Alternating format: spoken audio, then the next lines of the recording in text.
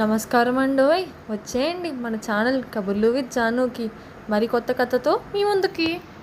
ఆరాధ్య మురళి లెక్కల మాస్టర్ పరమహంస గారి గొంతు కంగున మోగింది. మురళి స్నేహితులైన సీతారాం, విష్ణువర్ధన్ల గుండెలు ఒక్కసారిగా దడదడలాడాయి. ఉరేయ్, ఈ రోజు నేను 1 గంట ఆలస్యంగా స్కూల్కి వస్తానురా, మీరిద్దరే ఎలాగోలా నా అటెండెన్స్ మిస్ అవ్వకుండా చూడండిరా అని అడిగిన మురళికి ఈ స్నేహితులిద్దరూ ఆ విషయం మేము చూసుకుంటాం అని అభయహస్తం ఇచ్చేశారు. ఇప్పుడు మాస్టర్ని చూస్తుంటే వారికి నోట మాట రావడం లేదు. ఇంతకీ మురళికి స్కూల్కి ఆలస్యం కావడానికి కారణం వాళ్ళ నాన్న. ఆయన బ్రాహ్మణ పురోహితుడు. ఆయన ఆ రోజు వెళ్లే తద్దినంలో ఒక భోక్త రాకపోవడంతో 1 గంట తనతో రమ్మని కొడుకుని వెంట తీసుకువెళ్లారు.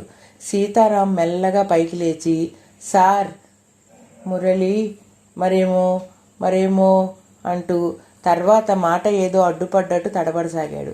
సార్కి ఉన్న విషయం చెప్పేయటం మంచిది అని విష్ణువర్ధన్కి అర్థమైంది.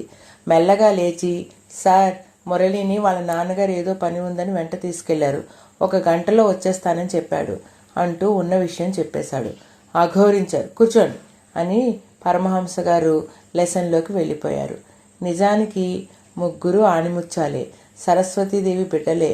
కాకపోతే మురళి మిగతా ఇద్దరికన్నా ఆర్థికంగా వెనుకబడి ఉన్న తెలివితేటల్లో 1 అడుగు ముందులో ఉన్నాడు. పరమహంస గారికి ఈ పిల్లాడి మీద అభిమానం ఒకంత ఎక్కువే.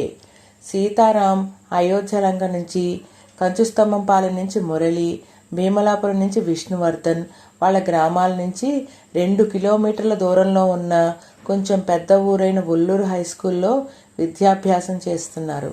సీతారాం తండ్రి వాళ్ళ ఊరి కరణంగా చేస్తున్నారు. మురళి తండ్రి పురోహితులు. విష్ణువర్ధన్ తండ్రి భీమలాపురం జమీందార్.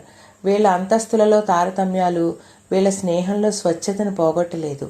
ముగ్గురు ఒక సెంటర్ పాయింట్ పెట్టుకుని వాళ్ళ ఊరి నుంచి వచ్చి ఇక్కడ కలిసి స్కూల్కి వెళ్ళసాగారు.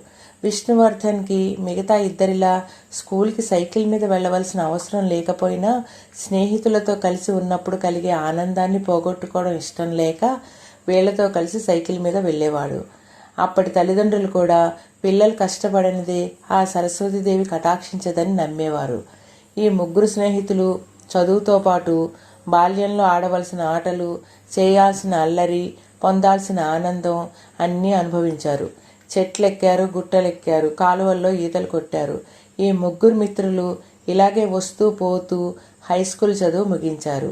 తర్వాత ఇంటర్ కూడా కలిసి చదువుకోగలిగారు. కానీ ఎప్పుడూ విడిపోకూడదు అన్న వాళ్ళ నియమం డిగ్రీకి వచ్చేసరికి బీటలు వారింది.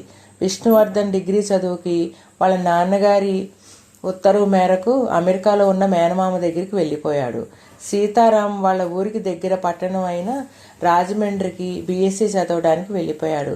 వీళ్ళిద్దరికన్నా ఆర్థికంగా వెనుకబడిన మురళి పక్క ఊరిలో ఉన్న కాలేజీలో బీఏలో చేరిపోయాడు. తరువాత వీళ్ళ జీవితాలు ఏ మలుపు తిరిగాయో మళ్ళీ చెప్పుకుందాం. Please like, share and subscribe.